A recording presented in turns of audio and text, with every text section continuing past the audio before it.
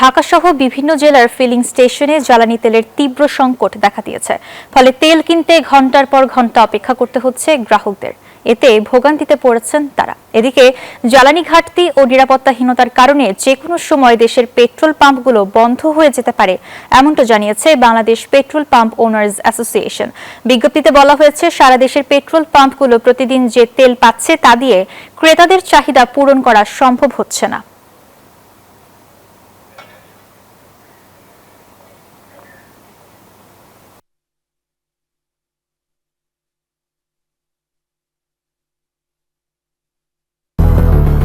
বেশি সার্ভিস ও ফিচারে লেনদেনের সব বিকাশ অ্যাপে সম্ভব।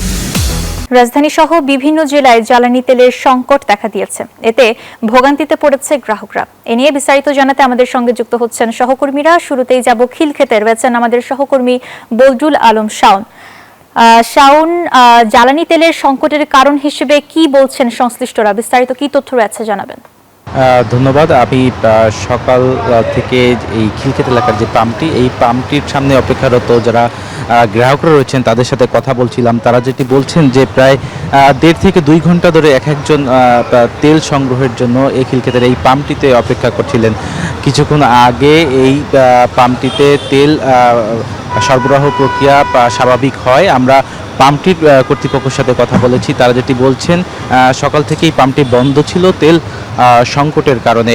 বিশেষ করে তারা দাবি করছেন যে ঈদের দিন এবং ঈদের দ্বিতীয় দিন এবং এই 2 দিন মূলত তাদের এই পাম্পটি বন্ধ ছিল তেল সরবরাহ প্রক্রিয়ার বিঘ্ন ঘটার কারণে। তারা দাবি করছেন যে বিপিসির পক্ষ থেকে যে তেল সরবরাহ করা হচ্ছে তা মোট চাহিদার তুলনায় খুবই কম, অপ্রতুল। এই কারণে আসলে যারা গ্রাহক রয়েছেন তাদেরকে ঠিকভাবে তারা সেবা দিতে পারছেন না। এই খিলক্ষেতের এই পাম্পটির পক্ষ থেকে বলা হয়েছে যে স্বাভাবিকভাবে তারা প্রতিদিন 13,000 লিটার তেল বিক্রি করেন, কিন্তু তার বিপরীতে ঈদের আগের দিন পর্যন্ত তাদেরকে 9,000 লিটার তেল সরবরাহ করা হয়েছে, যা সেই দিন সন্ধ্যাতেই আসলে সেই তেল শেষ হয়ে যায়। পরবর্তীতে ঈদের দিন এবং ঈদের দ্বিতীয় দিন তেল সরবরাহ না করার কারণে পাম্পটি বন্ধ থাকে, যার প্রভাব পড়ে আমরা দেখছি যে যারা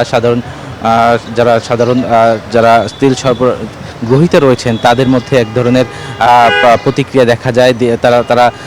তারা বিরক্ত প্রকাশ করেন এবং তারা জানান যে আসলে এই পাম্পগুলোতে তেল থাকার কারণেও তেল দেওয়া হচ্ছে না। একজন এক ধরনের কথা বলছেন, কিন্তু কর্তৃপক্ষ বলছে, অর্থাৎ এই পাম্পগুলোর কর্তৃপক্ষ বলছেন যে তাদের কাছে যেহেতু সরবরাহ নাই সেই কারণে তারা দিতেও পারছেন না। তো এই ছিল আমার কাছে এখন পর্যন্ত সর্বশেষ সংবাদ। আমরা চলে যাব কুষ্টিয়াতে। ধন্যবাদ।